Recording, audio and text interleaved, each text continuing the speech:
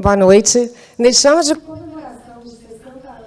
To celebrate the 60th anniversary of ABPI, we decided to mark this date. Instead of professional presenters, we would like to invite Jorge Avila so that we can conduct the opening of this event. Good evening. It's a pleasure to be here dividing this session with Erica, seeing my good friends and people who are very important to intellectual property.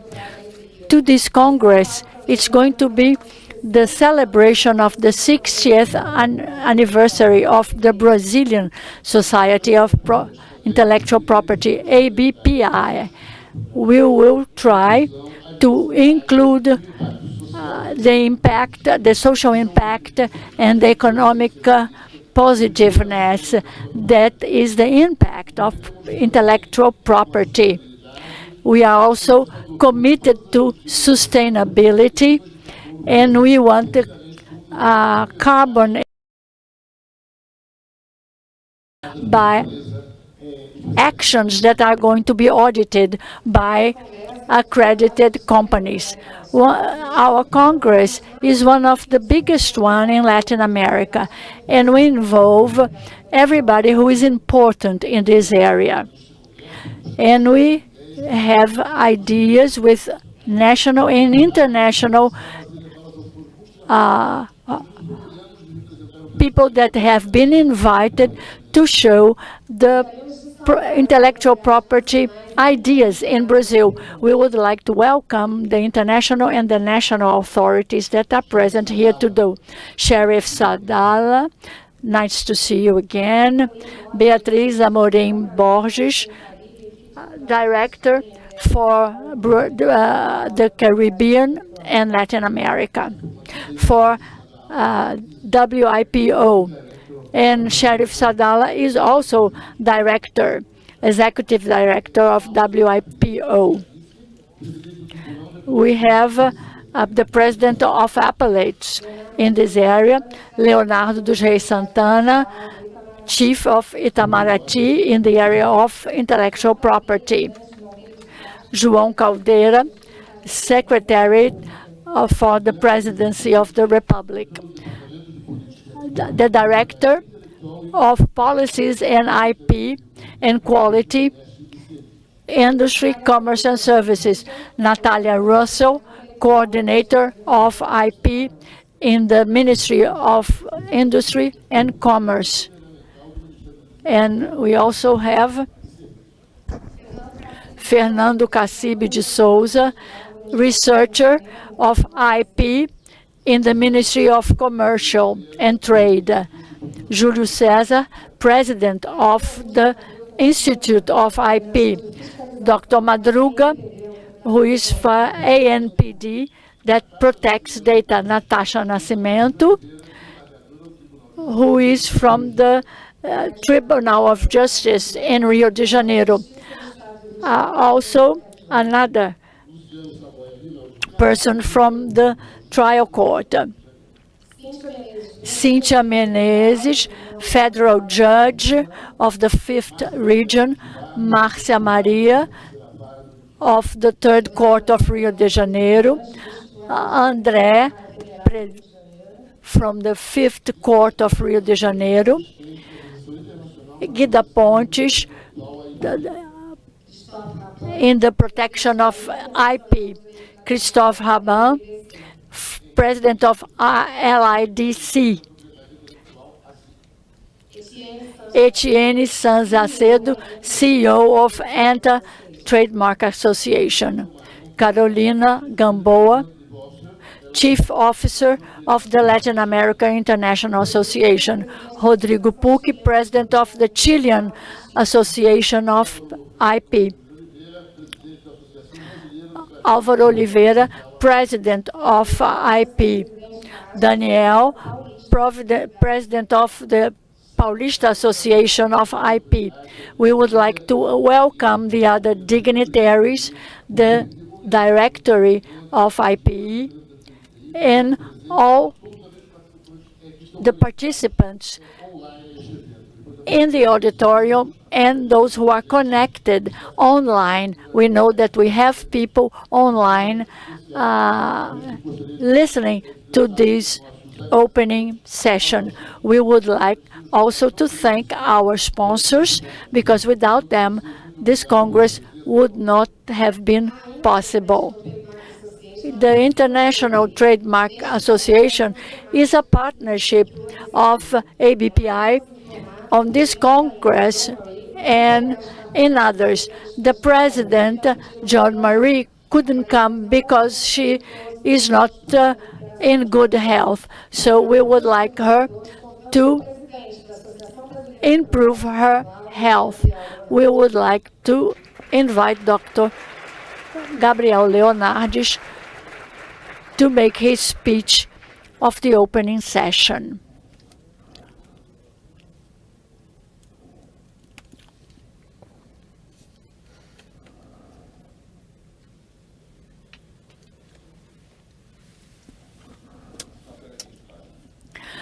I have only 20 pages to read for you. Dear friends, I'm very pleased to be with you for the 43rd International Congress of ABPI. We are celebrating 60 years of our institution. We celebrate the visionary who created our entity in 1963. Amongst them, our honored president, Peter Dick Simmonsy. When we celebrated the 75th anniversary of ABPI, I would like to give him a round of applause, although we were with him last Friday. But we have lost many friends who worked with us at ABPI. I would like to remind us of people who have left us this last year. The most Brazilian of Venezuelans, Carlos Terra, our dear ex-president of ABAP, Pedro Albironi, professor of USP, Newton Silveira, the most Brazilian of Swedish, Magnus Asperby, and our honorable president, Gert Daneman. We were happy to be able to share their lives, and I would like to have a round of applause to them too.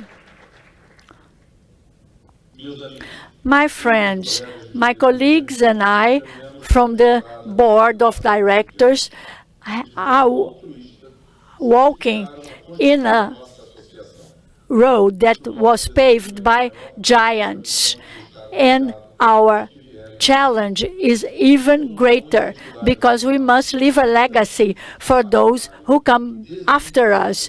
We are a national entity without non-profit organization, and we do that because we firmly believe that only innovation can rescue the Brazilian social debt.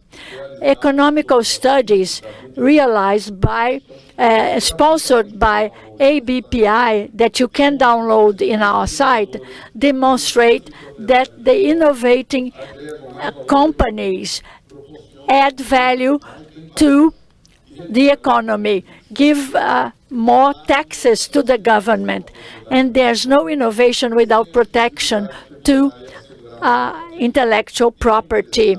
Without innovation and protection, no entrepreneur will risk sponsoring a new innovation. Sometimes in Brazil, people say that patents will inhibit free competition, and they should be treated in a severe way, being something that is not desirable. This is totally wrong. Our federal constitution protects free competition when it is loyal, not when it is based on theft. This is not desirable, and there's no room for that. The propriety of an inventor is sacred, and this will benefit the whole of society. The crisis of the Brazilian patent system that we have been denouncing in the last few years has not finished yet. The drop in the number of patents vis-à-vis the INPE that dropped from 35,000 to 27,000 shows that we have a crisis in this country, because in other countries the number of patents filing augmented in 20%. This is due to problems in the Brazilian economy. The first problem was solved with the combat to backlogging, and ABPI tries to give the fact that INPE can have financial autonomy so that this autarky can have the necessary investments and don't have a backlog. We have say that the situation of the INPE has to do with abandonment of decades by the federal government with different parties. And this demonstrates that the blame is not for those who work with INPE, but of the Brazilian society that didn't see any value by the services that we render in INPI. Now we have learned the lesson, and Minister Alckmin is now committed to support INPI. The second cause of our crisis is still present. President Lula and Minister Alckmin have proposed a new industrialization of the country, and this is a must for us to generate innovation. The primary sectors and the service sectors are good, but only industry can generate innovation and creativity in such a big country as Brazil. For that, we need the activities where Brazil can have competitive advantage. That is the sustainable exploration of our sustainability. To do that, we have to abandon our node ideology. We have to change the law of industrial property, and then we can grant more patents. The agenda of activity of ABPI is very encompassing, and it is in all kinds of knowledge. With the GP, the industrial group of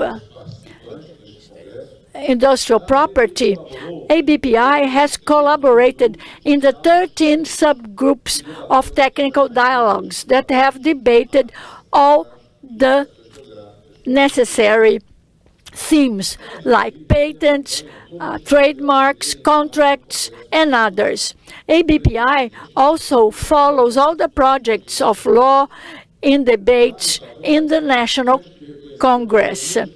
But unfortunately, most of the bylaws that are presented to the National Congress have the objective of reducing innovation and protecting the industry. So ABPI has to be even more vigilant.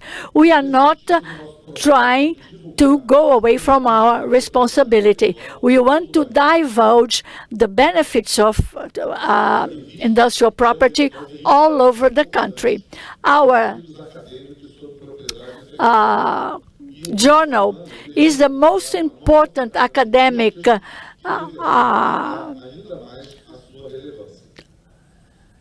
pronunciation in the academic of the area. We have events all over the country because we have representatives in 17 states of the Federation. And next year, we will have another Congress outside the axis Rio, São Paulo. We will go to Recife, the capital of Pernambuco. My friends, in this festive day, I would like to thank you all that made this Congress possible. mainly our coordinating committee with Felipe Fontinelli Cabral, Fernanda Magalhães, and also Erica, and also our associates, our supporters, and sponsors. I wish you all in the next days lots of learning and a very fruitful Congress and lots of fun for everybody. Thank you for your attention. ABPI tem a minha ABPI is as old as me, and the world have changed in these 60 years. We've worked with their team to try and rebuild the history of these 60 years of our association and what happened around it to justify what we are here to do and what we were able to do. So we put this in a documentary, and I invite you all to watch it right now.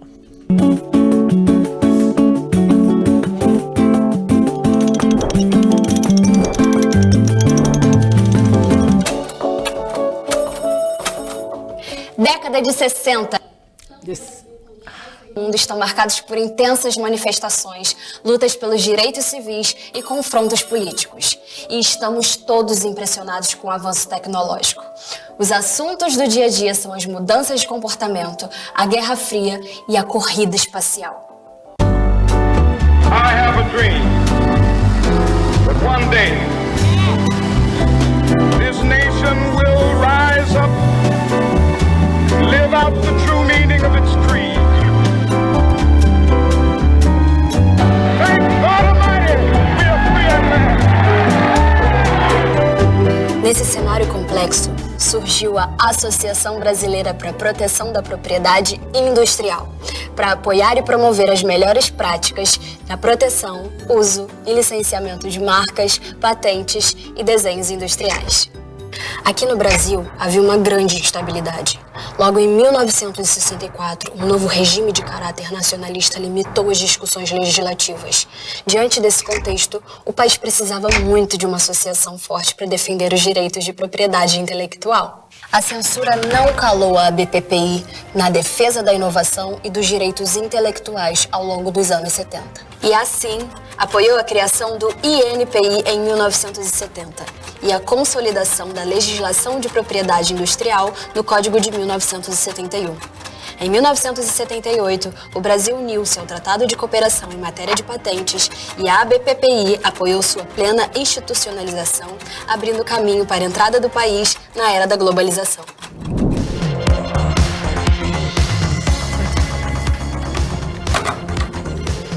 A década de 80 foi chamada de década perdida, mas a década não foi perdida para a ABPI.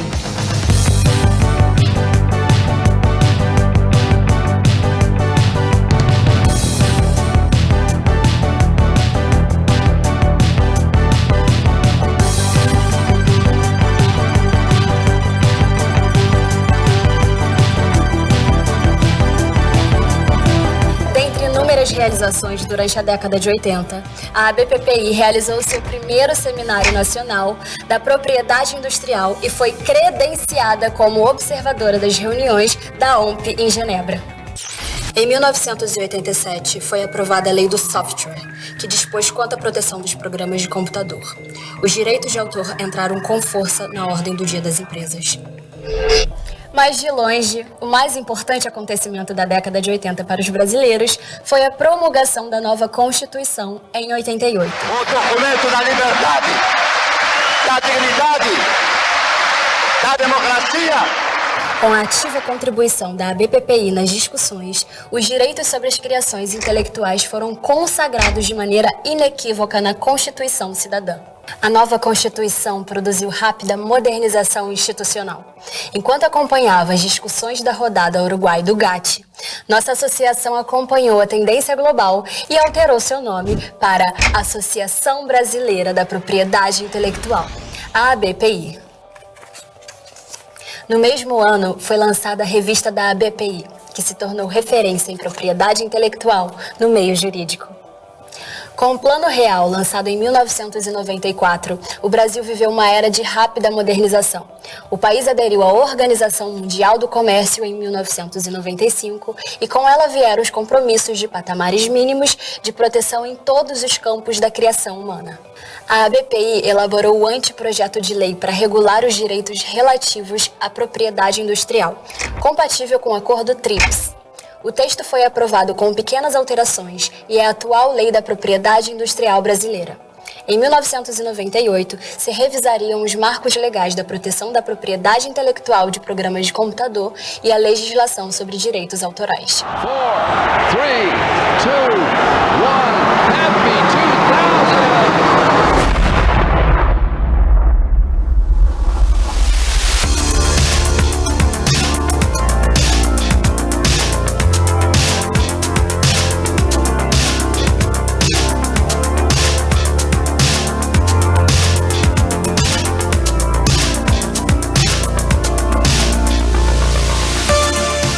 Em 2000, o governo federal anunciou os primeiros programas de fomento à inovação e apoio a startups de base tecnológica, que então começaram a florescer no país. Os brasileiros aderiram em massa à internet. Foi lançada a newsletter da ABPI e pedidos de marcas e patentes migraram para a internet. Em 2006, foi criada a Academia da Propriedade Intelectual e da Inovação, do INPI. A ABPI cerrou fileiras com a indústria brasileira para fortalecer o INPI. Lei aprovada pelo Congresso em 2007 ampliou a estrutura do Instituto. Nas assembleias da OMP de 2007, o INPI se tornou a autoridade internacional de busca e exame de patentes e foi aprovada a criação do escritório da OMP no Rio de Janeiro. A década de 2010 voltaria a ser cenário de um Brasil convulsionado, mas a ABPI não deixou de trabalhar em nenhum momento. Em 2011, foi criado o Comitê Empresarial da ABPI, ampliando a participação dos detentores de direitos nos rumos da associação.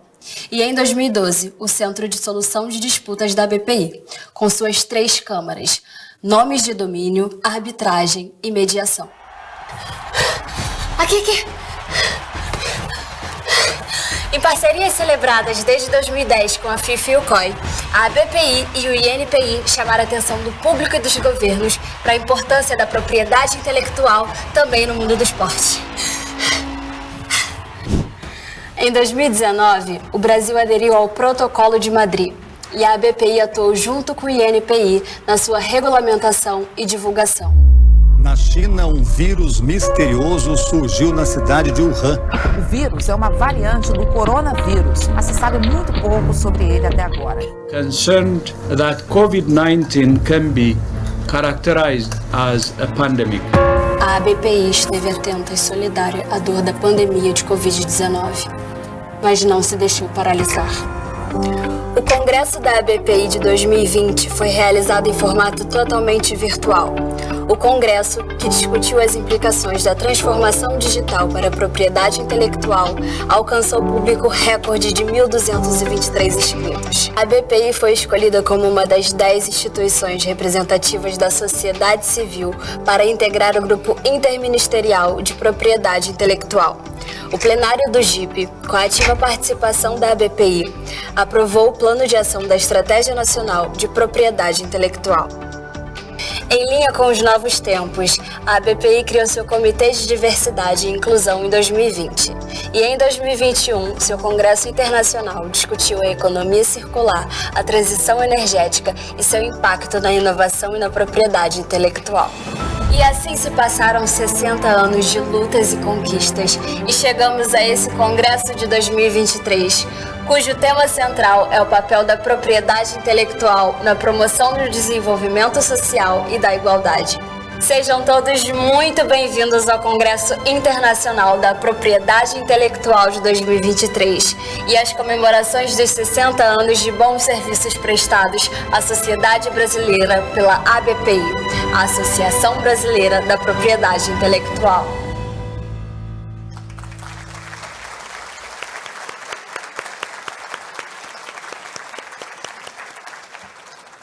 É impressionante.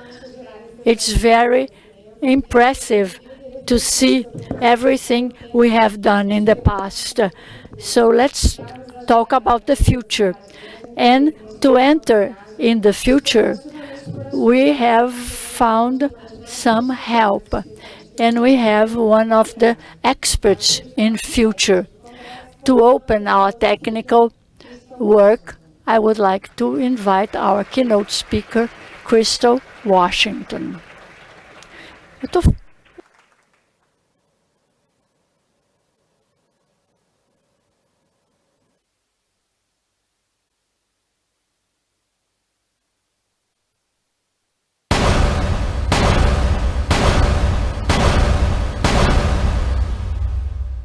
Please join me in welcoming Crystal Washington. As one of Forbes' 50 leading female futurists, Crystal Washington works with organizations that want to leverage technology and foresight to increase profits and productivity.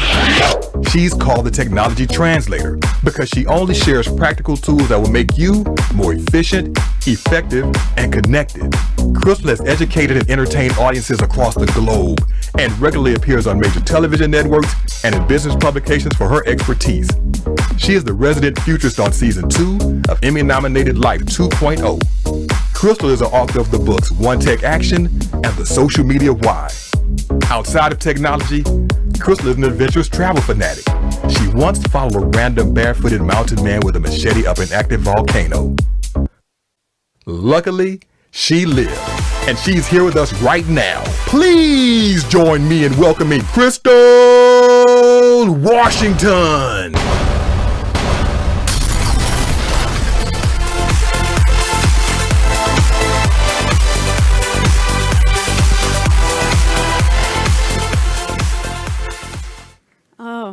My esteemed colleagues, I don't know if you've noticed, I'm pretty sure you have, that we're living in a time of immense change.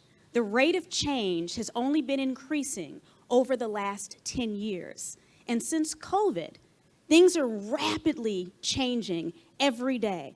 How many of you find yourselves feeling overwhelmed by the amount of change that we're having to endure right now? How many of us sometimes feel overwhelmed? I've spoken to audiences all across the globe since the pandemic, and everywhere people are feeling this sense of tension. And what's even more amazing is right now, when we go back to our workplaces and our organizations, we run into people who say things like, "I'm just waiting for things to get back to normal." Y'all are laughing because you already know. Whenever I hear that, I'm like, ooh, who's gonna tell them? This is the new normal, this amount of change. And so for the time that we have together today, we're going to imagine the future together. We're going to learn not only what's happening specifically in some areas of technology, but as a futurist, I don't think it's enough for us to understand what's going on.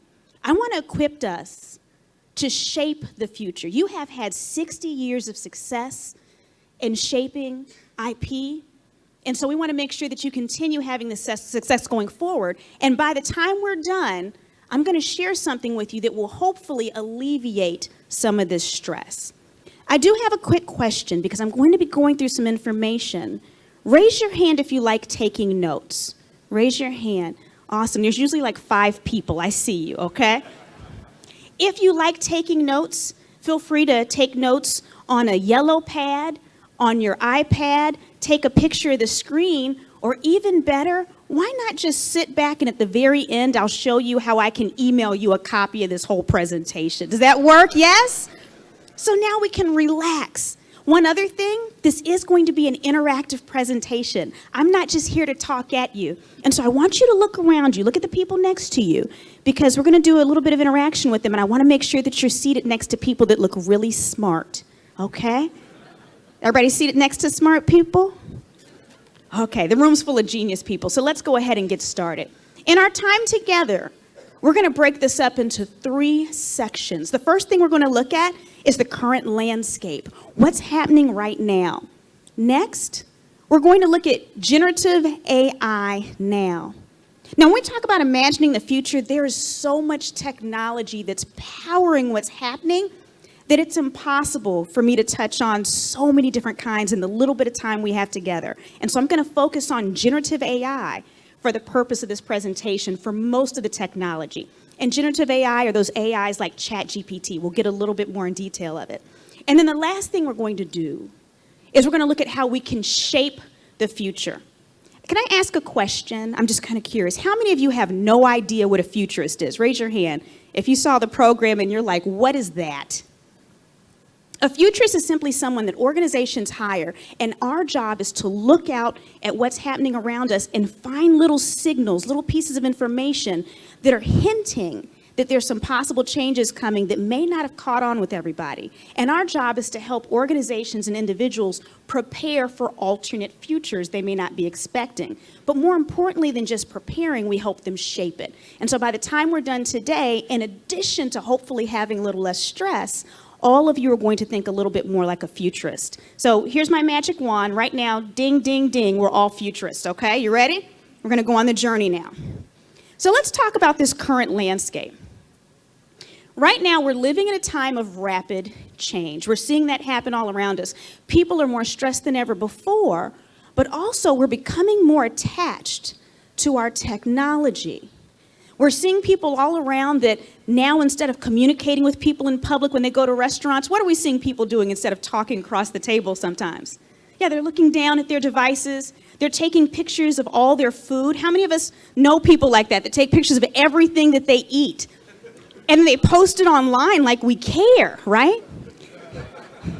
Now, some of you, okay, I'm not going to make eye contact. A few of you looked guilty, okay? Don't worry. If you do this, we all love your pictures. Everyone else's pictures are the ones that are the problems, right?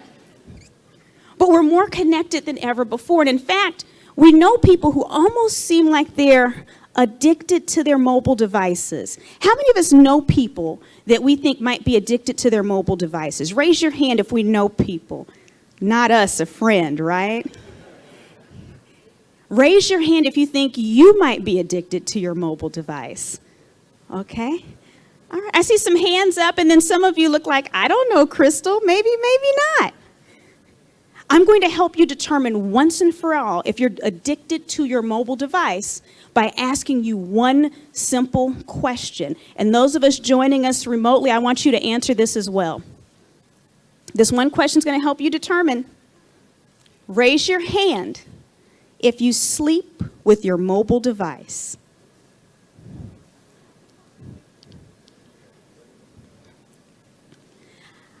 I want you to notice what happened. When I asked that question, you heard all that whispering around the room? People were saying things like, what does she mean? In the bed, by the bed, on the floor? I use mine as an alarm. Does that count? Well, I think that's a fair question. And I have a question for you. If you slept with a beer in the bed, by the bed, or on the floor every single night, might you have a problem? So now that we've determined that we're all addicted, and many of us, not only do we sleep with these devices, some of us have them implanted, we're wearing the smart watches, we're constantly checking these devices. In fact, we're developing something called digital amnesia.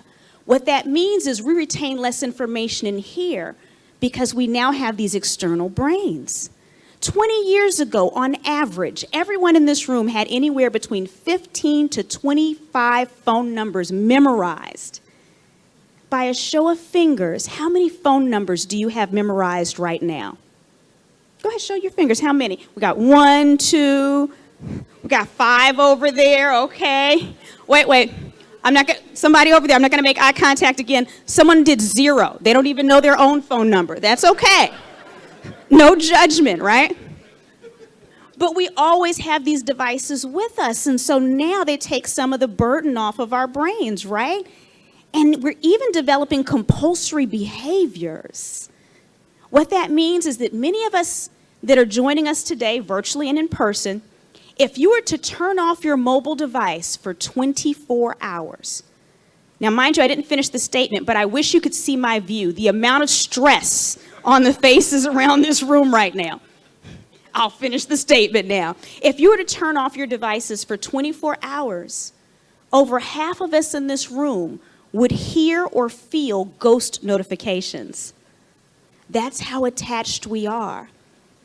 So the level of attachment that we have to technology right now means that we are becoming the cyborgs mentioned in 1980s movies. By definition, a cyborg is a human that's been equipped with technology pieces to make them better. I want to be clear. We're not becoming androids. Androids are robots that imitate humans. That's not what we're becoming. That's like Rosie from the Jetsons. That's not what we're doing, right?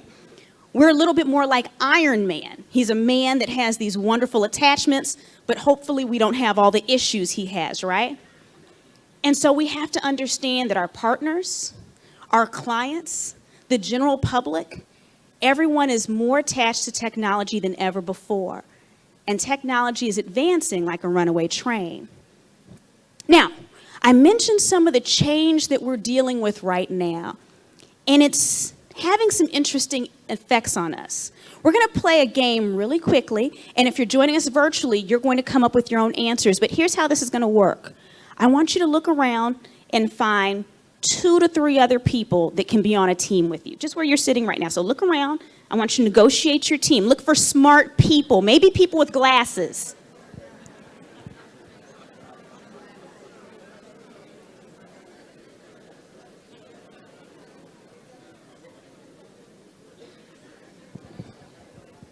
Okay, did we all find our teams? Yes? Are we confident in our teams? We feel pretty good about it? Yes? Okay, and if you're joining us virtually, you're your own team. You're going to come up with your answers. So here's how this game is going to work. We're going to play 3 rounds, and in each round, you're going to choose between 2 things, A and B. Very simple. I want you to choose the item that is harmless. I want you to choose the item that is good. Can we do that? Yes? I'm going to give you 25 seconds to decide between A and B. But here's the catch. It is a group decision. Does that make sense? So your entire group must select an answer. You all don't all have to agree, but you're going with the majority or whoever, maybe the loudest person. That's how you decide. I don't know. But it is a group decision. Do we all understand? Yes, yes? All right. You ready to get started? Now, hopefully we're really excited. Hopefully you did choose some smart people because this is a life or death decision in each round. You ready? I know, kind of heavy for a start to a conference, right? Let's go. All right, round 1. You are hungry. Which of these do you eat? Do you eat A or do you eat B? 25 seconds to decide. Go. If you're virtual, make up your mind for yourself.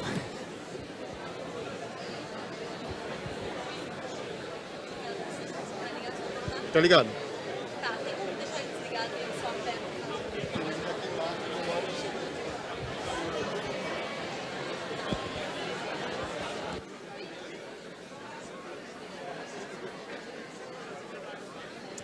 All right. 5, 4, 3, 2, 1. Decision is made. Decision is made. How are we feeling? Feeling pretty confident? You're like, no, absolutely not. Scared. Okay. By a show of hands, whose group, because your individual opinion doesn't matter, whose group chose A? Raise your hand if you chose A. Raise your hand high. Oh, wow, like less than maybe 10%. And then there's some giggles from people that didn't choose it. All right. Hands down. Thank you, A people. If you chose B, please raise your hand high. Ooh, overwhelmingly, most of the room. Okay. Well, let's see what's going to happen. If your group chose A and you feel so inclined, if you're able to do it and you feel like doing it, I would love for you to stand up to learn your fate. If you selected A, I would love for you to stand up if you're able and willing to learn your fate. We're my brave A teams. It's okay. Own it. Come on. Come on. All right. There you go. Yeah, own it. Own it. You ready, A people? Yeah. You're like, I hope she's not setting me up for embarrassment. Don't worry, I got you. If you selected A, you chose grapes. Congratulations. Give them a round of applause, B people. All right, y'all can sit back down. How are you B people feeling? Are you still cocky? All right, B people, I'm not even going to make y'all stand up. It's okay. Just raise your hand if your group chose B. Raise your hand if your group chose B. If you selected B, you selected moonseed. Congratulations, you're dead.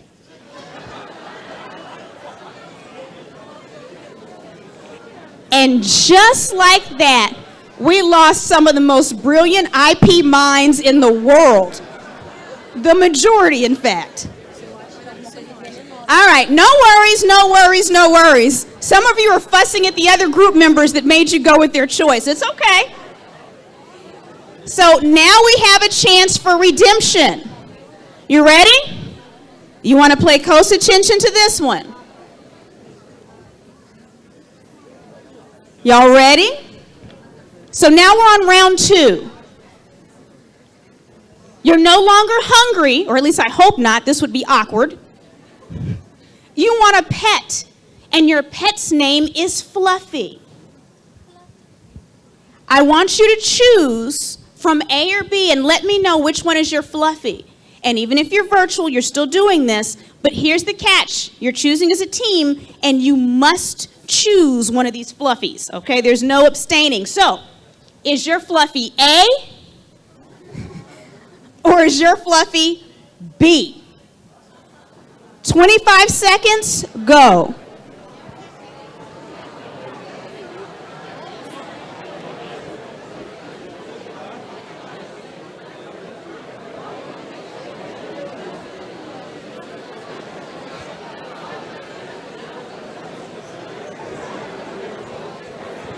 Five, 4, 3, 2, 1, 0.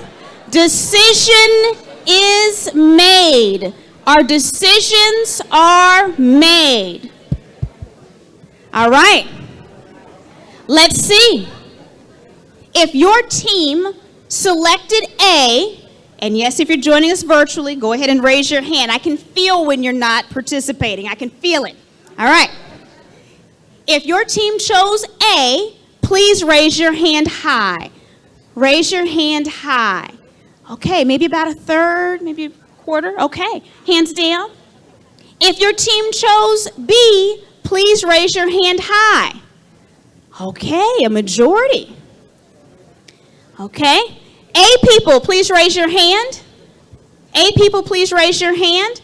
If you selected A, you selected the scarlet king snake, which is a popular type of pet snake. All right. I heard some, oh, so I already know what's coming. B people, raise your hand, B people. Raise your hand. It's okay, own it. Come, that's not all of y'all. That was a majority of the room. Get them hands up, all right.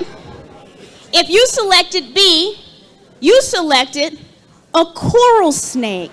Congratulations, you're dead.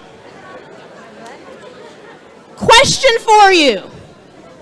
Which groups have stayed alive both rounds? Raise your hand if your team has stayed alive both rounds. Both rounds. A few of us, okay?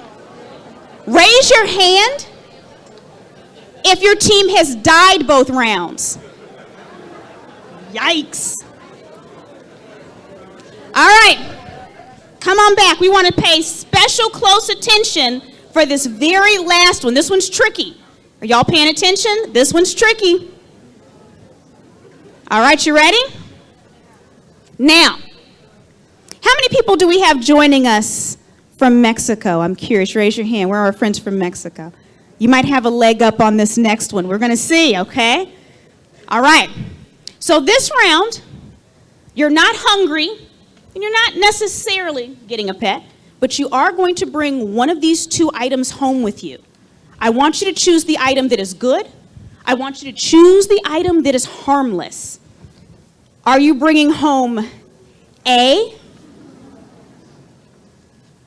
Or are you bringing home B? 25 seconds, go.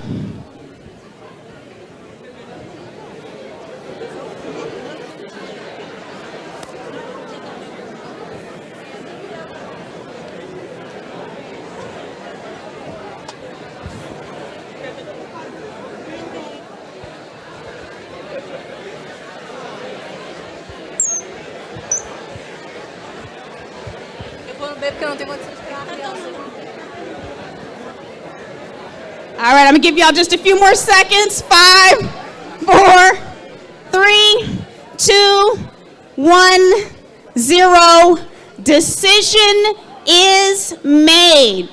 There is no more discussion because the decision is made. All right. Virtual folks, raise your hand.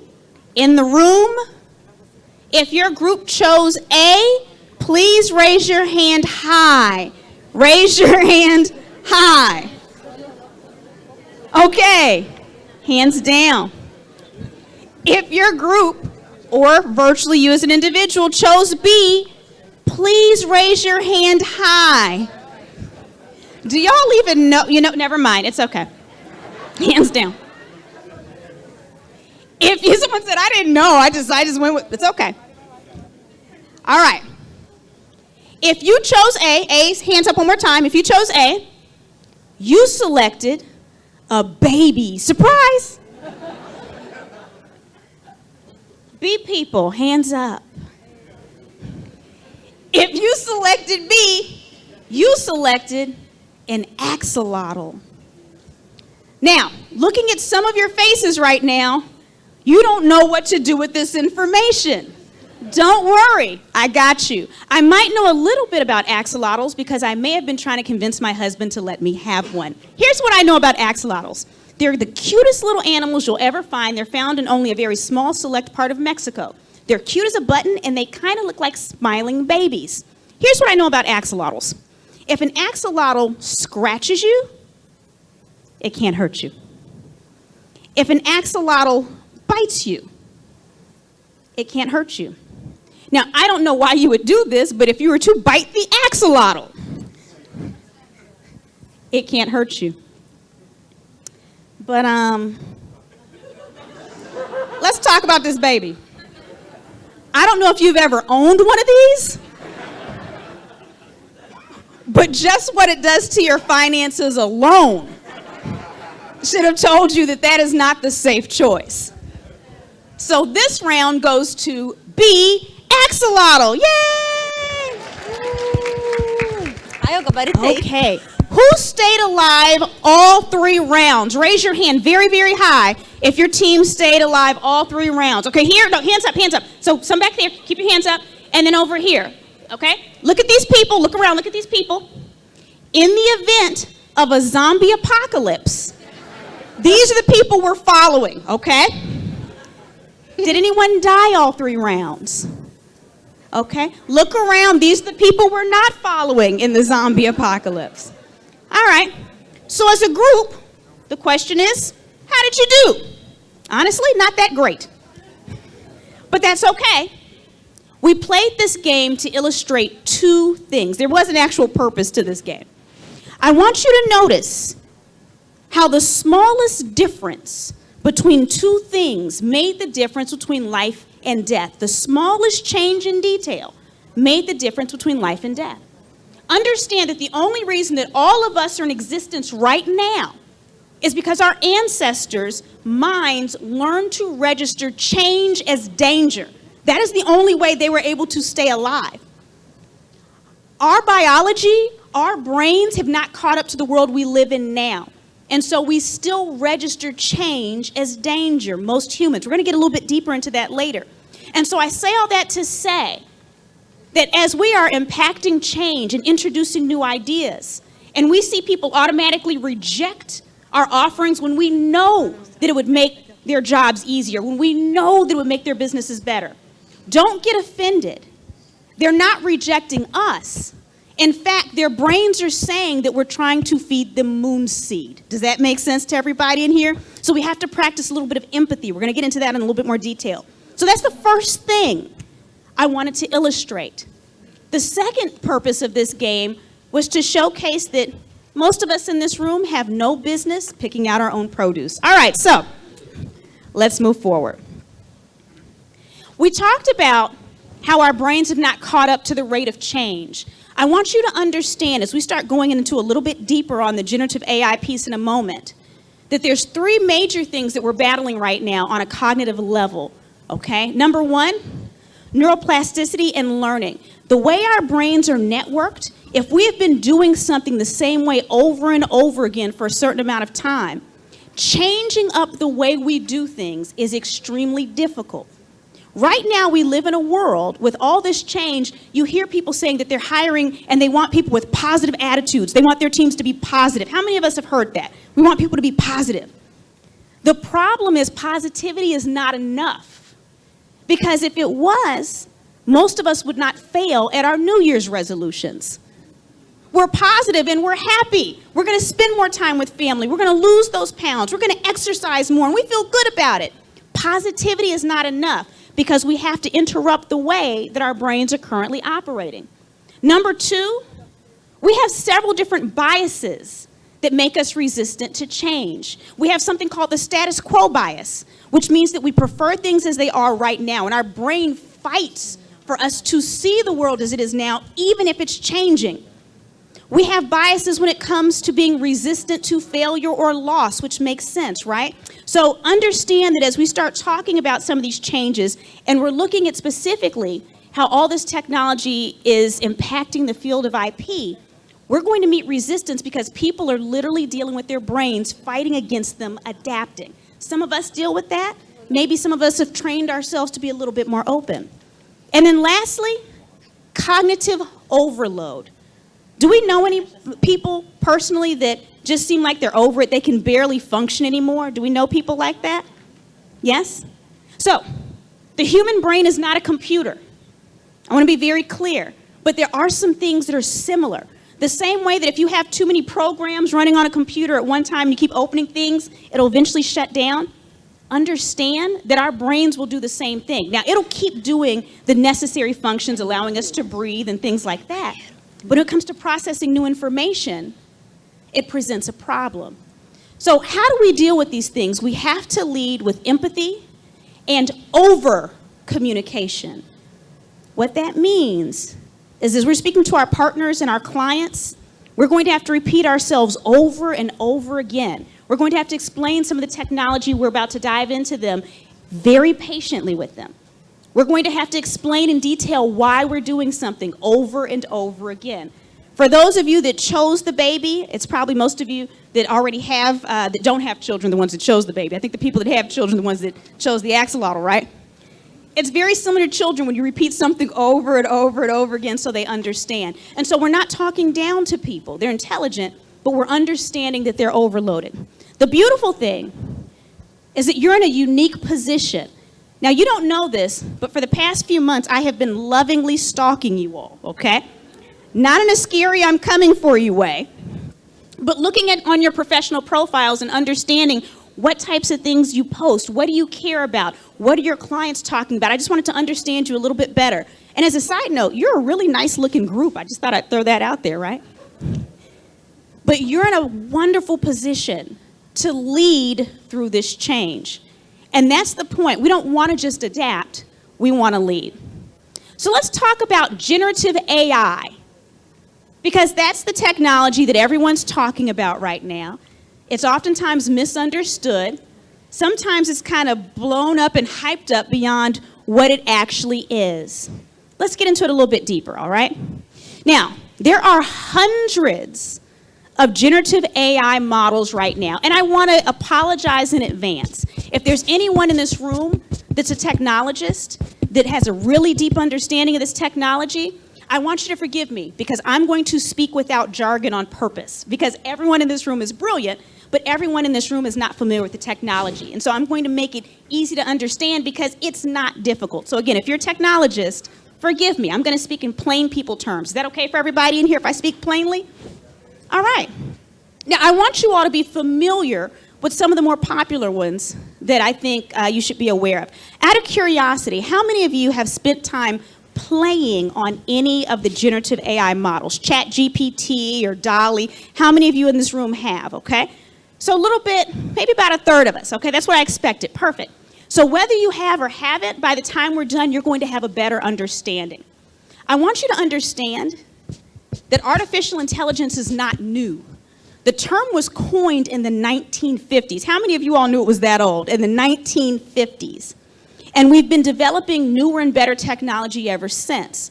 The reason why generative AI, things like ChatGPT, are in the conversation right now is because of an organization, a company named OpenAI.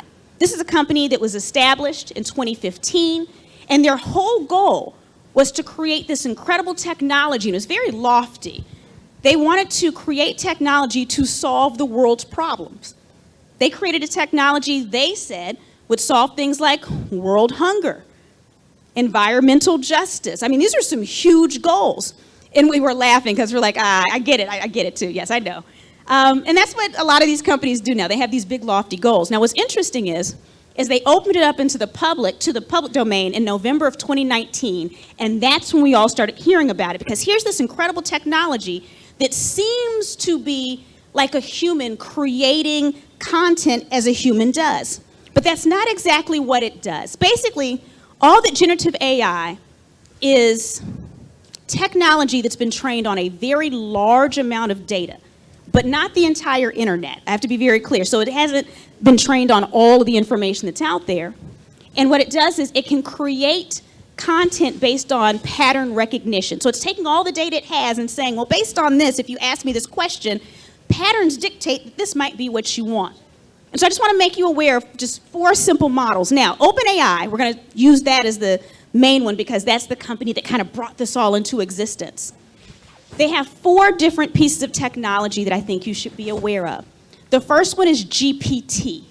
All that GPT is it's technology that uses ordinary human language to generate text responses, and it can actually create code as well. Now, the one you're probably more familiar with is ChatGPT. All it is the chatbot version of GPT. It's basically GPT with training wheels on. Does that make sense to everybody in here? Very simple. It's almost like it's child. Now, there's one that you may not have heard of yet, but it's working behind the scenes in quite a few organizations, and it's called Whisper. Whisper is one of GPT's other children, and what it does is it is speech recognition, so it can recognize written or spoken speech. It can then transcribe, and it can also translate on the spot as a chatbot. So I want you to think about what that means for international business, to have chatbots that can instantaneously translate. And this is much better than Google Translate. How many of you have ever used Google Translate and it's led you in a very bad place? You know what I'm saying? Like you take it to someone who actually speaks the language and they're laughing at what it gave you. This is much more reliable. And then the last model from OpenAI I want you to be aware of is called DALL-E. DALL-E is a model that takes text and it creates images based on that text. So do we kind of have an overarching understanding of some of the major ones? Understand that generative AI, it can take input that is human text, human voice, pictures, video, audio, and it can put out any of those types of things as well. So here's what's interesting. Generative AI has some pretty obvious benefits. I want to give you 2 examples. Raise your hand if you've heard of Law Geeks. Raise your hand if you've heard of Law Geeks. Okay, awesome. 2 of you. 2 of you are familiar. So Law Geeks is an organization that has technology that performs some of the roles that an attorney would play. And so a few years ago, they decided to test out their AI model against some leading attorneys. And what they did was they wanted to see if their AI was more accurate than attorneys in spot checking 5 NDAs. Very simple, 5 non-disclosure agreements. So once they were done testing multiple attorneys and then running it through their model, what they found is that the Law Geeks AI was 9% more accurate and identifying issues with NDAs. But that's not the wild part. The wild part is that on average, it took the attorneys 92 minutes to spot check those 5. It took the LawGeeks AI 26 seconds. How do we feel about that? I'm seeing a mixture around the room. I'm seeing nervous. I'm seeing some of you are like excited because these young people are horrible. We can replace them, right? I'm seeing a little bit of everything in here. And here's the thing. As a futurist, it's my job not to necessarily have a strong opinion, but to state what's out there. And so the question is, how can we use this technology to be better? How many of you know that there's labor shortages? Are any of your firms or organizations having a hard time filling all your positions? Anybody having that problem? Think about what this type of technology can do to help you fill in the gaps. I want to be very clear. I don't think that AI replaces humans. I don't. I think that humans with AI replace humans without AI. Does that make sense? Because you still need humans to oversee it.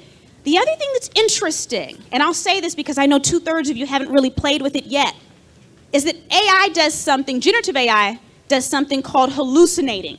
How many of you have heard of that term regarding AI, hallucinating? Who has never heard of it before? You need me to explain it. Let me tell you. I'm going to explain this real simple. How many of you in here have really smart friends that are brilliant, but when they don't know an answer, they will never admit they don't know. They just lie and make up something that sounds good. How many of us know people like that? We might be married to people like that. It might be a parent, the know-it-alls that don't quite know it all, but they still just fill in the blank, and you're like, this is not true. Guess what? Generative AI does the same thing. And so what happens is because it's recognizing patterns, it'll give you output where there's maybe 90% truth and it'll just throw in a lie. I don't know if you've seen this article, but in the United States a couple of months ago, there was an attorney who filed a motion, but he had ChatGPT write it. The problem is it hallucinated. And so it mentioned a case that didn't exist. He's in so much trouble right now. So I mentioned that to say, I don't want you to be afraid of this technology. I want you to think about how it enables you to be a superhero like Iron Man, but it does not replace you because it's not quite accurate enough. It can do some incredible things, but you still need humans overseeing it and putting inputs. Does that make sense to everybody in here? We want to embrace it because it makes us potentially better. In terms of the medical community, it's doing some remarkable things. Number one, when it comes to reading any type of body scans, generative AI is considerably more reliable than human medical researchers in reading the data. It's much better at helping us detect diseases. It's much better at predicting potential drug combinations. It's shutting down, or it's making the cycle shorter for finding new cures. And so it's powerful, powerful technology. There's a lot of benefits to it. The problem is that the IP owners of AI-generated content are not so obvious. It becomes a little weird figuring out who owns what, whose IP that ultimately belongs to. And the answer currently varies by country dramatically. So this is an example that I did for a conference a couple of months ago. And so this is modular construction, folks. I wanted to show them, I'm in GPT-4 right now. I wanted to show them that GPT-4 could actually create code for the robots that they use to build houses. When I presented this at the conference, the company that actually writes the code was in the room and terrified because they didn't know that it could do this. That's one example. This is me in GPT-4 again. I said, name 5 ways commercial modular industry can use blockchain. So you can even just ask it for questions and suggestions. I just want to show you how it works for those of you 2/3 who've never played with this. All right? And so you're going to see how quickly it comes up with responses. Streamlining the supply chain management, automating contracts using smart contracts, enhancing security, improving transparency, and creating a digital twin so that people don't have to be on site to see what's happening with their project and where it is. Do you see how fast this creates information? Now, here's something interesting. I asked, this is Dolly, to create a futuristic 5-story hospital in Ecuador. I was showing this for the modular people again. Now, I just want you to see how fast Dolly, that's the model that creates images, created this in real time. So now, this is what it created. It did not take pictures from the internet. This is what it generated itself. Maybe I didn't like the original one, I sent it back. I wanted to see what else it could do. That's a really cute fur monster. Does anyone else? I like it. So now here it created 4 more. I like these. Maybe I want to take this one here and create some variations. What does this mean for architects when they can get ideas and generate ideas for projects? One of my cousins actually works for a company that makes video games. And in that video game company, what we're finding is 3D modelers, they're not using this technology to replace their doing the work, but they're using it to generate ideas. Do you see where I'm going with this? So it's not always about replacing the work that you do, but it might be simply generating ideas on how to do something new. The fact of the matter is, we can't understand how this relates to IP if we don't play with this ourselves. You're going to see I'm going to give you a little bit of homework, but I don't want you to be nervous. The goal here is not for everyone to be technologists, if that's not what you do. But I do want you to play around with it so that you can see its limitations. Because oftentimes what we're seeing in news articles blows it up to something it can't do. So I just want you to become a little bit more familiar. Now I am going to show you something that's a little scary, especially in the realm of IP. So some of these generative AI companies that are out there in the technology is a little questionable from an ethical standpoint, in my opinion. Has anyone seen companies like that where you're like, I don't know, this is looking a little suspect? Has anyone heard of the technology named Tome? Has anyone heard of Tome? Raise your hand if you've heard of Tome. Okay, a couple of you. So this is technology that you can use, and it'll basically create documents or presentations. Now, I don't use this because personally I think people bring me in because they're interested in my own IP, but I'm going to show you how this works. So I want you to know what's out there and what you're working with, all right? So here's Tome right here. I'm signed in, and I actually slowed this down. Create a presentation about, and now I'm just putting in what I want the presentation to be about. It's how to use NFTs to build wealth. I just typed that in.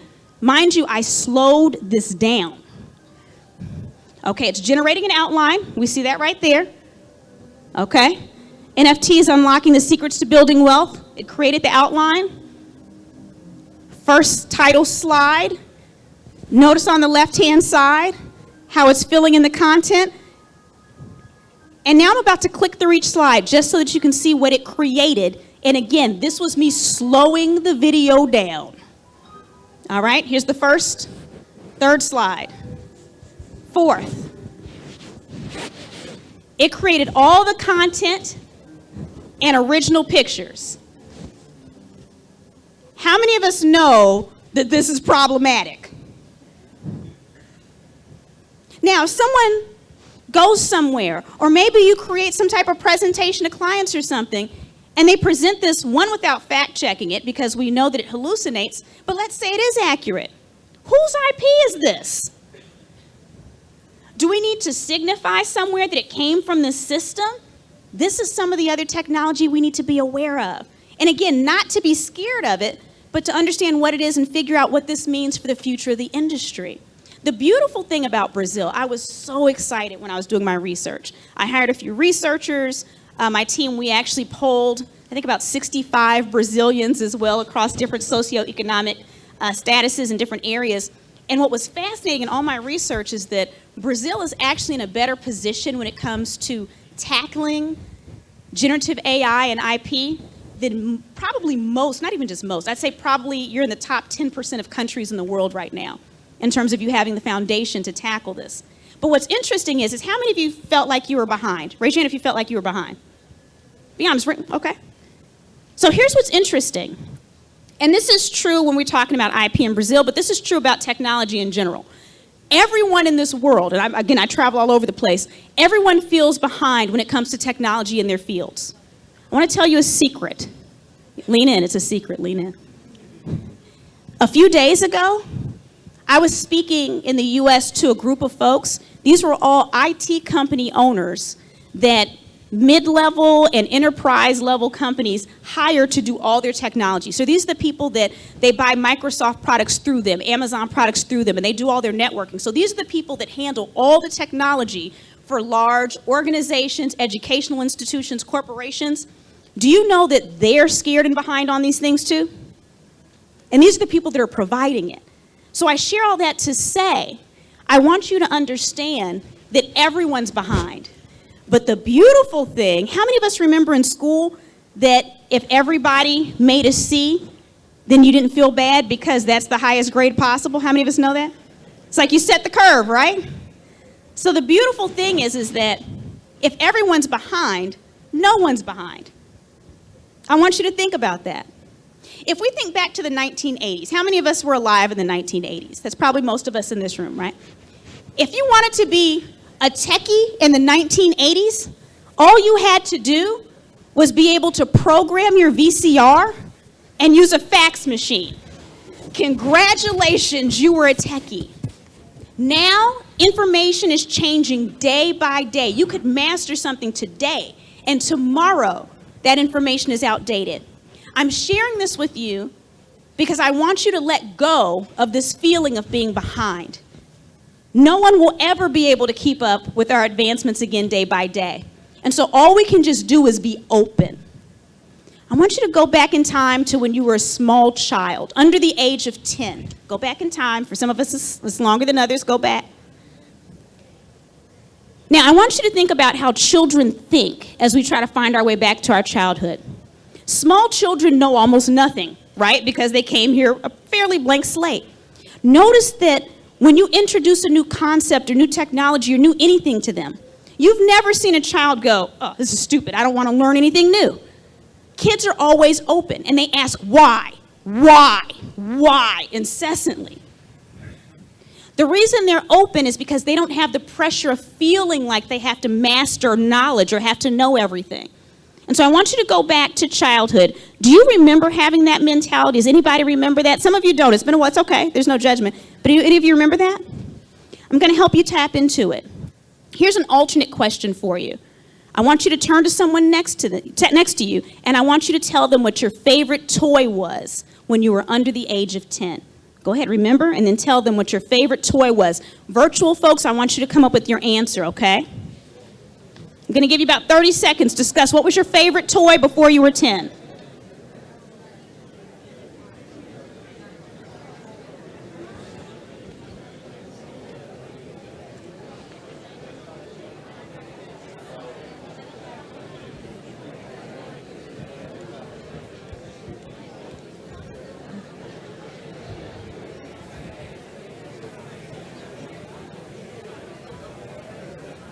Okay. If the first person is still sharing, tell them to hush. You got to share your toy too. Okay. What favorite toys do we have? Anybody raise your hand. What was your favorite toy? Anybody? Yes. War. The game, the board game. Oh, the board game War. I love it. Strategic. What was your favorite toy? G.I. Joe. Who had G.I. Joes? I used to play with my cousins with G.I. Joes with my Barbies, which was really weird because G.I. Joe was this big and Barbie was this big. Anybody else have a different favorite toy? What do we have? Different favorite toy? Yes. You said Barbie? A ball? Oh, ball. Okay, fabulous. Ball. Yes, balls are great. Yes. What else do we have? Another favorite toy. Another favorite toy. Yes. Big Boy magazine.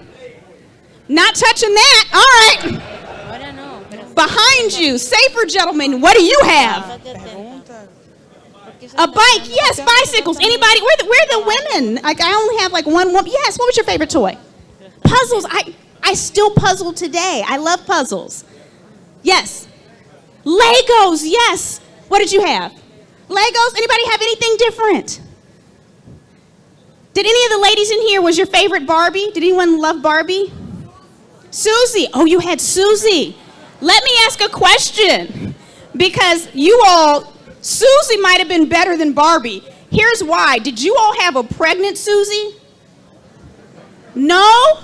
Because we had a pregnant Barbie, and her tummy popped off, and this baby thing fell out. It was out for like 1 month, freaked out all the children, and they put it back. I was just curious.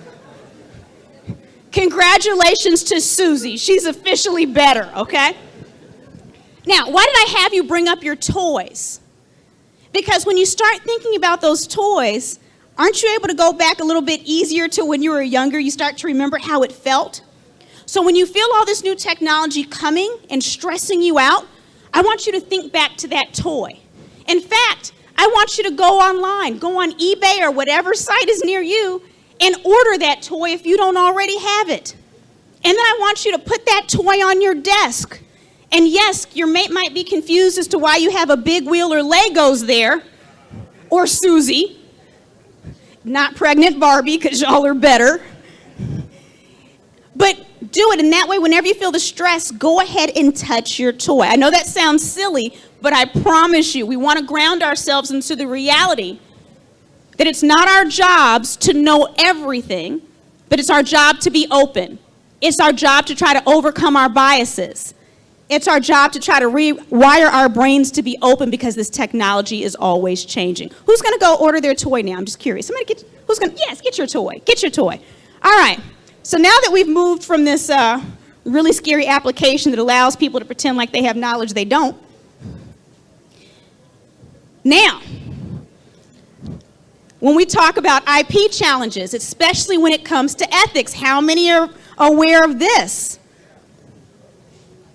With Elias Hajina, how many of you thought this was a beautiful commercial? How many of you were like, I loved it?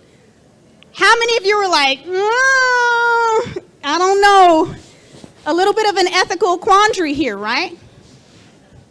And this is a little different than what you've been dealing with in the past in IP, because in the past, someone passed away, and certainly people could give the rights to use the images, to use the videos that were recorded. The estate could do that.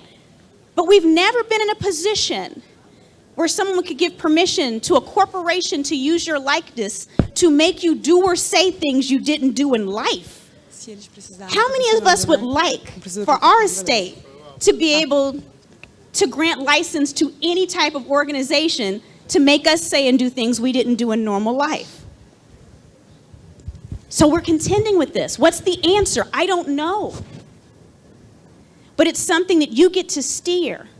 I want you to notice something. We're talking about all this different technology and all the change that's happening and what it's doing to us.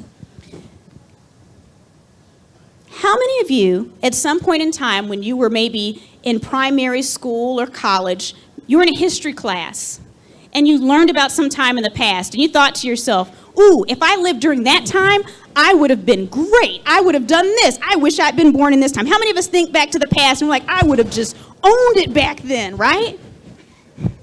The question is, why wasn't everyone successful at that time? Especially when we think about global Renaissance times. Why wasn't everyone successful? Because they were busy living their lives. They didn't realize they were living in a Renaissance. They were just trying to get through the day and make sure that their children were fed and they had their necessities. I'm going to share something with you that I did not say in 2019, 2018, 2017, that I only said in the past couple of years. And that is that we are living in a Renaissance right now. We have all the markers for it. We know because so many of the systems that we've seen in the past are falling apart globally. Many of the things that we've done in the past aren't working anymore. People are changing. We see that in workplace dynamics. And what that means is, for those of you who are like, man, I wish I had lived during this time, I would have owned it. This is your time. We have issues like this that need solving. And so you have more influence now than you would have ever had 5 and 10 years ago, because there's so many questions. People are needing direction. That's why we want to shape the future. If you have strong opinions, this is where you form alliances, like why you're here right now. This is where you steer the conversation. You don't wait for other people to come to conclusions. This is your opportunity to steer the conversation. You are living in a renaissance. And who's better to direct this conversation than you in your 60th year of existence? Own it. And we're starting to see people strike back against their images being used. So in the United States, we have the example of our writers and our actors have been on strike for months. Part of it has to do with streaming platforms and them not being paid equitably in their opinion. But the other major piece is generative AI. The writers want to know that no one's going to use prompts in these systems to say, write an episode in the style of this person. Did you know you could do that? Right now, you can actually go to these like ChatGPT or GPT-4, and you can put in there, write an episode in the style of this writer. This is the basic storyline, and it will write something in their voice. They don't want that to happen. Actors, they don't want these companies to be able to take their image and then create virtual AI from them where they're acting in movies they've never acted in. And we're starting to see organizations fight back. So for instance, the New York Times is currently suing OpenAI to make it wipe all of its data from ChatGPT and start over, because it's already digested so many of its articles. And it feels like it's training its competitors. This is the world we live in. I don't have all the answers, but I want to spark you to start thinking about where you think this should go. How are you going to influence this in the future? How do we take this technology and make sure that it's equitable in its distribution, that everyone has access to gain from their works? All right. So I mentioned earlier, remember when I said earlier that countries are varying in their attitudes about this? So surprise, surprise, we have the EU that has some of the most stringent laws that they're creating around it, which isn't unusual, that's what we'd expect. But then on the far other end, we have Japan that's basically like, it's a free-for-all, cowboys, let's go. And so even as you're working with people from other countries, you start to think about, what does this mean globally? I'll give you an example even for me. I've recently partnered with a generative AI company. In about 2 weeks, someone can type in through my domain. They've recorded videos of me, they've recorded my voice. If someone were to type in a speech, you plug it in, I'm going to deliver a video, but it's not actually me. It's a deep fake. Now, what I'm using this for is I'm not telling people this is really me on video. I'm using it humorously, like this is Crystal's fake person. You know what I'm saying? Just kind of having fun with it.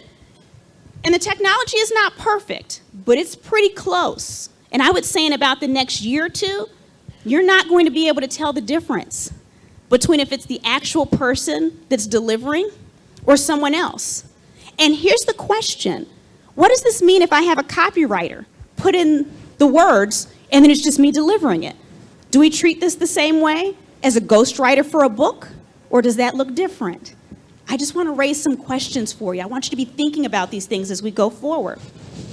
There's a lot of conversations globally around who owns generative AI works. Is it the AI company itself? Is it the developer who actually creates the technology? Is it the initiator, the person who's typing in the prompts? Or is it all of the authors who are responsible for the data it was trained on so that it could recognize patterns? Or does a percentage belong to each of these individuals? There's no worldwide consensus on these things yet. And so this is part of what you're working with. Again, the goal for today is not for you to have all the answers, but I just want you to be thinking about these things so that you see what's out there. Now, how many of us are familiar with the device for the autonomous bootstrapping of unified sentience? Who's heard of that before? So this is really interesting because this was an AI model where the AI itself created 2 inventions. Now, according to your copyright law and most other countries, the author of a work is a natural person. Computers and robots are not considered authors and cannot obtain intellectual property rights for AI-generated works as it currently stands. And this is true of most countries around the world. Now, what's happening is right now, you all are debating whether you'll grant them a patent on this. You're kind of debating where you want to go with this. But the international decision-making bodies most of them denied the ability for them to get a patent in different countries. So the EU denied it, the United States, I think Australia is still trying to figure it out, but most of them denied it. And so now we're in the situation where Australia just kind of kicked it back and said, well, maybe we'll consider it. Can AI have a patent? Again, I don't know the answer. And it's interesting because the way this technology was developed, it's not like there was someone who put in a simple prompt to develop it. They kind of created the AI to talk to itself and just come up with its own inventions. Does that make sense? So it makes it a little bit different because there wasn't a person actually collaborating to come up with the technology. So now let's talk about shaping the future. We started with talking about what the landscape is, how people are more connected to technology than ever before. We looked into some of the generative AI that you should be aware of and some of the questions it poses. So then what do we do going forward? How do we actually shape the future? This is a meme that goes around on social media right now that I absolutely love, and that's AI art will make designers obsolete. And this is a picture of AI accepting the job. I want you to look very closely. How many of you think this looks freaky? Remember how I said that generative AI hallucinates? So do the picture-making software AIs. And what happens is when they create humans, oftentimes, here's a quick question. Raise your hand in the audience, or virtually I'll feel you if your hand is raised. I promise I'll feel you. Raise your hand if you're an artist. We're the artists in the room. Raise your hand high. Where are the artists at? You can draw pretty well. We have artists over there, a couple here, a couple here. Are there no artists in this section of the room? Okay, just brilliant people, but no artists. Okay. I'm gonna go back this way. How many of you know that the hardest part of drawing on a human anatomy is the hands? That's the thing that tricks everybody, even cartoonists, right? The hands are the hardest part. One of the things that I actually find redeeming about generative AI, the ones that actually create images, is that they can't draw hands and fingers very well either. And so if you're ever on social media and you see pictures and you're trying to figure out, is this a real authentic image or is it AI? Zoom in on the hands. How many of you ever done that and seen some weird things? It doesn't replace humans. I'll share a funny little side story. I'm connected to someone on Facebook right now. We're not close friends, they're friends of a friend. But it's been very fascinating watching what they post online. Now, because most people are not that familiar with generative AI and how it looks when it draws things, their friends have not caught on yet that this person is posting all these pictures of all the places that they're supposedly visiting. Y'all already know it's AI. I'm looking at it. The people in the background have like an extra hand. Some of their eyes look dead if you zoom in. But the friends they're connected to aren't that swift. So they're like, that looks amazing. Where are you going next month? And they're like, Bali, right? And then now they're saying that they're an architect. I lie to you not. I can't even make this up. So at least once or twice a month, they post pictures of their new designs that they designed all over the world. I bet you can guess where that came from, too. So for me, it's just a lab in watching how humans interact and understanding how people are getting away with posting these untruths and people believe it. It's fascinating. So how do we leverage AI and IP to promote innovation and social equality? Everyone, well, not everyone, but a lot of people have access to this technology. Even through mobile, you can access a lot of this technology. And so it's probably one of the most affordable equalizers we've ever seen in human history. How many of us remember talk of the digital divide when it came to like personal computers and we knew that some folks only had access to mobile or not even that? This, just about anybody with even a mobile device can access it. And so when it comes to generating new ideas or improving upon the ideas they already have, creating patentable works potentially, many people have access to this. So how do we ensure that the distribution is equitable? Two things as we're leading into the future I want you to do. One is conceptualize. Let's learn from Napster.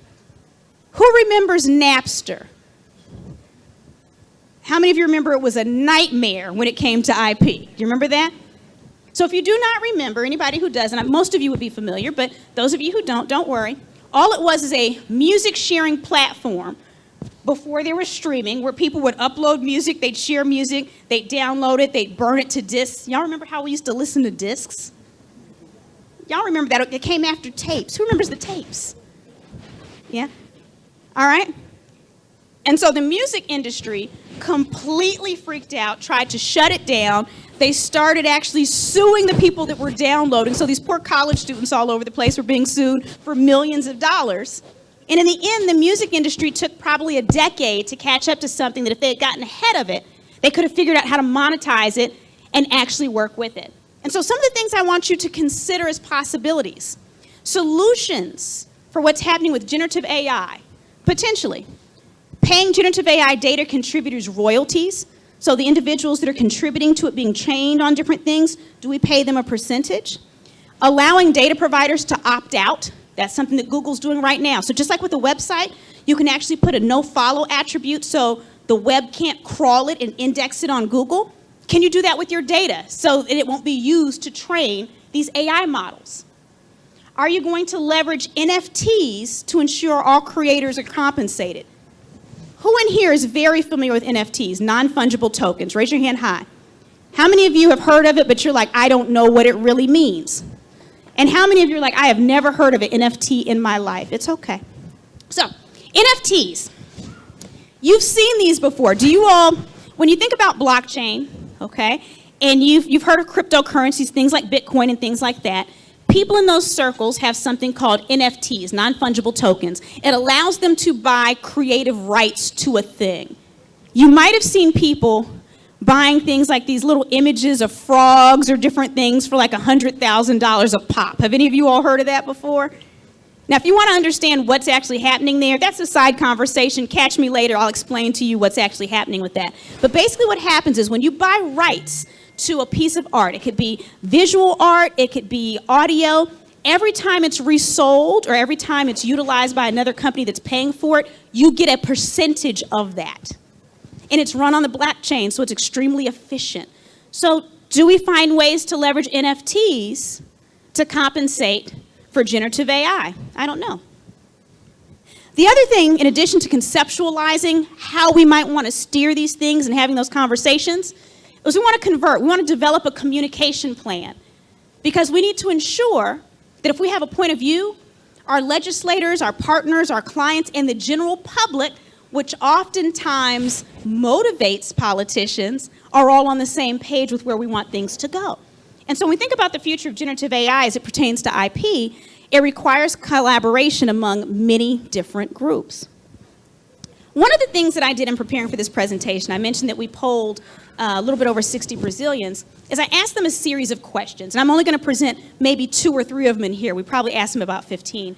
But I asked the question, where do you typically get information about copyright, trademark, and patent issues? Just curious. Now, there was a question asking what percentage of them are actually familiar with the term, so there's questions leading up to this, but 66% of them get information from social media. How many of us feel good about that? Exactly. 64% from traditional media, which may or may not be better than social media at times, right? Because it tends to report back on what it's seeing on social media. 26% from legal professionals, you're welcome, about a quarter people. And 16% from educational institutions. And so if you're trying to get information out, now you see the main channels that people are likely to consume the information. Now, of the people that I polled, something really fascinating happened. And this is the first time, as I've polled for many different industries and groups around the world, I have never seen a question on a poll where 100% of the people agreed on a statement. And so 100% of the folks that were polled agreed that protecting intellectual property rights is important for promoting creativity and innovation, which was, my whole team were like, we've never seen this before. But only 92% think that IP actually contributes to a fair economy. Now, 92% isn't bad, but I want you to understand there's an 8% gap here. So there's a little bit of a trust issue. And you won't be surprised to know that it did coincide with socioeconomic level as well as education, because those are other questions that we asked. So understanding who it is you might have to educate about the importance of what you're doing, especially right now, when many of them are already creating using generative AI, but they're not using traditional channels to protect their IP. And that's really how we promote equality. One of the questions that was asked is, items like trademarks and copyrights benefit, 78% said creators and artists, which is fabulous, okay? 8% said the rich, 8% have no idea who it benefits. I don't know. And then 6% said corporations. Just something interesting to be aware of. So this is the statement that they most agree with. It doesn't mean they couldn't have selected multiple, but on this question they were asked with the one that they believe more closely aligns. Here's what I know. And this is true not only for the Brazilians who we surveyed, but when I speak to audiences all over the world, especially right now when it comes to questions of equality and access to earning with generative AI, people feel resource extraction without value addition. They want to make sure that as this technology is being created, that they have equal access and opportunity. FYI, this is actually a generative AI picture I made on Midjourney. It took about 30 seconds to do that. So Midjourney is a competitor of DALL-E, just throwing that out there.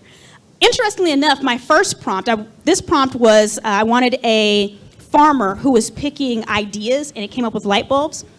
The first thing I put in was a farmer that was picking human brains because I thought it would look interesting. Stuff of my nightmares. I'm not going to do that to you, so I opted for this one instead. If anybody wants to see that picture, mainly because you'd like to not sleep at night, let me know later and I'll send it to you, okay? One of the last questions I asked, because I was just kind of curious to see where people were. Now, I want you to understand, this is not a political question, even though it seems that way. How would you rate the government's efforts in encouraging innovation, startups, and small businesses in Brazil? Notice that there's a 0.6% increase from the last administration to this administration. Now, again, for me, it's not a political statement, it's perception. So that means that you're in a really key position right now because people are hopeful. The new technology's out there. It's just about messaging them and convincing and shaping the future of IP in Brazil. With your help, the future of Brazil is extremely promising.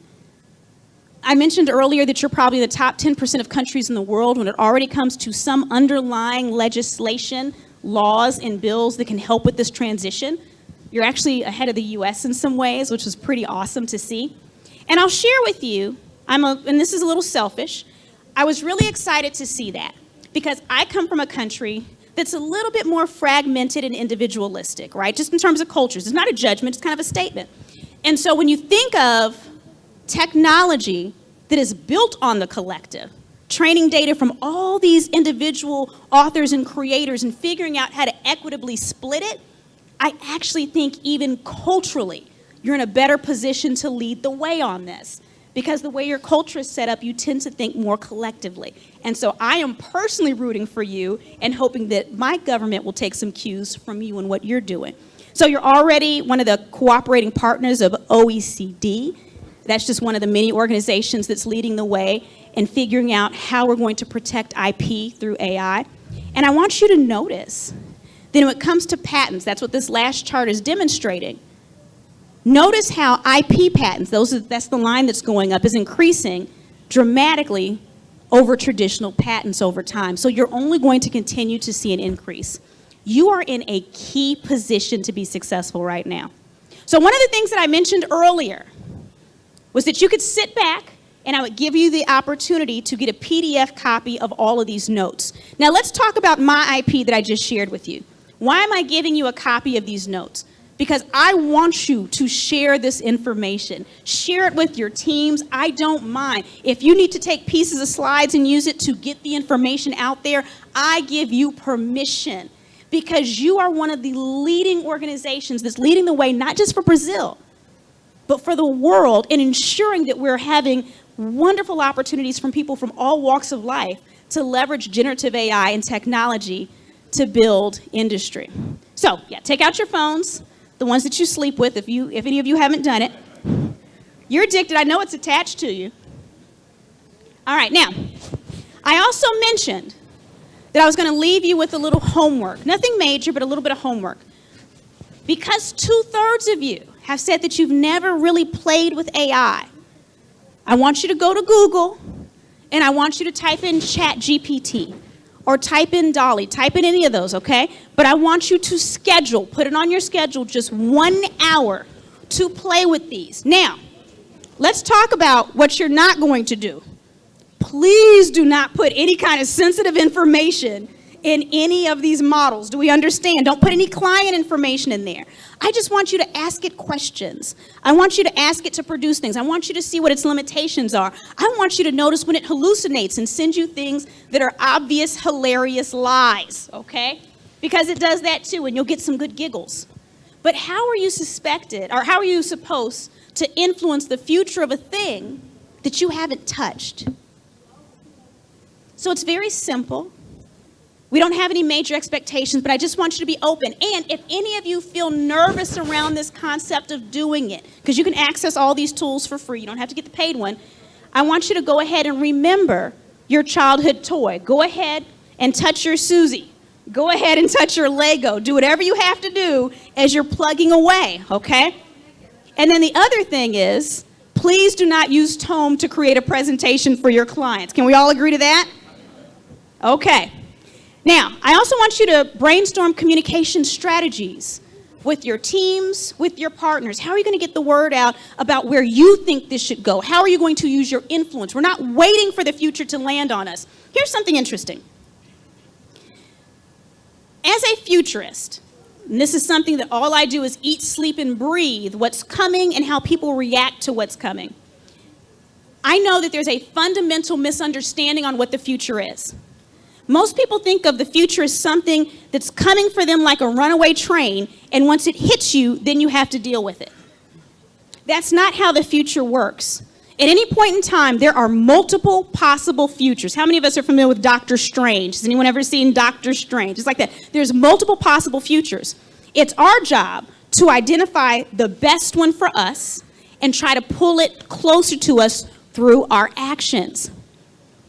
Right now, you're in an exciting time when it comes to the future, not just because there's a renaissance, but because you actually have more direction than you might even realize that you have. When we think about the future leaves us Easter eggs. Easter eggs meaning if you play video games, little hints on things that you're supposed to do.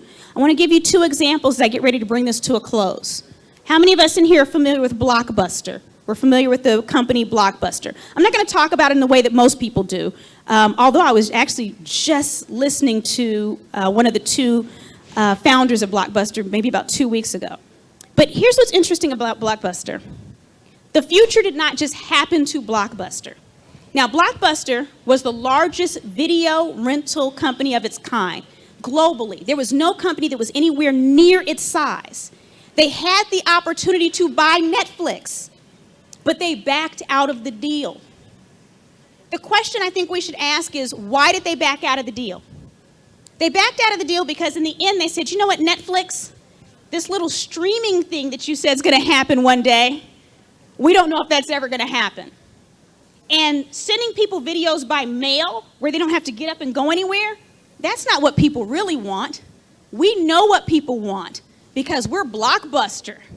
People want to have to get off the couch and put on clothes and get in transportation and go to the store, look on the shelves, hope what they want is there, take it home, watch it, forget to return it, and pay a late fee.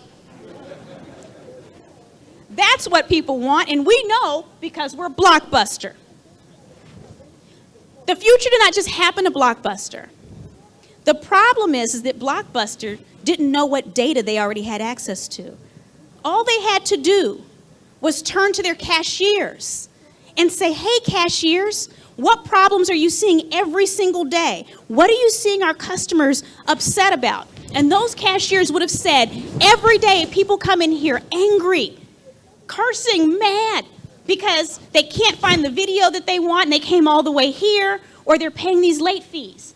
If Blockbuster had listened to that data, they would have made a more strategic decision about their offerings. But they didn't listen to their cashiers. They didn't even ask them. They did what many of us do, which is we stay in the C-suite. We stay with the white-collar workers, with the management, and we come up with all the ideas. But the data for what the future is leading us to is with our frontline people, with our clients, with our customers, with their clients and customers. Another great example are taxi companies.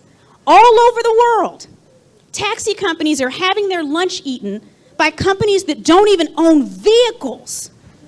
Do you know how insane that is? But here's what I know. The future didn't happen to taxi companies either. All they had to do was turn to their dispatchers, the people that were answering the phone, and say, what challenges are you seeing that our customers are calling you with every day? And they would say that people order a cab and then they keep calling back trying to figure out where their transportation is. Is it close? Or I can't get transportation in a certain neighborhood.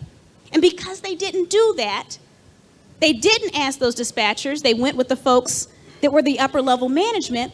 They didn't find the Easter eggs they needed to make a strategic decision. Right now in this presentation, I've shared some Easter eggs with you. We've looked at the scope of how connected people are to technology.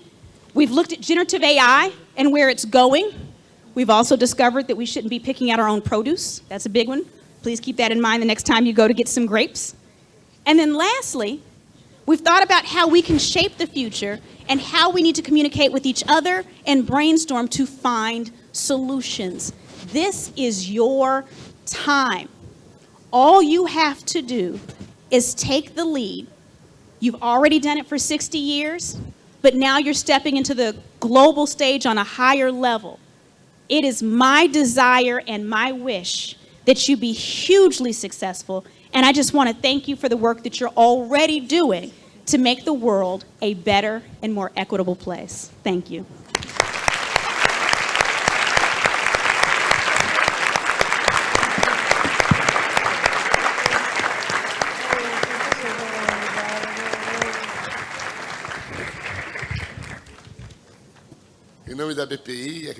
On behalf of ABPI and everybody here, I'd like to thank the inspiring presentation of Crystal Washington. It was very, very interesting to consider how we, although living for 60 years with this speed, we are facing a new acceleration for the years to come. Erika wants to remind me that the dress code for tomorrow is casual dressing for tomorrow. So come dressed casually. It's an open space. We hope it won't rain, and it would be very good to be at the Sugarloaf tomorrow. After Crystal, we close this opening ceremony, and we invite you all for a cocktail outside this room. Enjoy it. Thank you.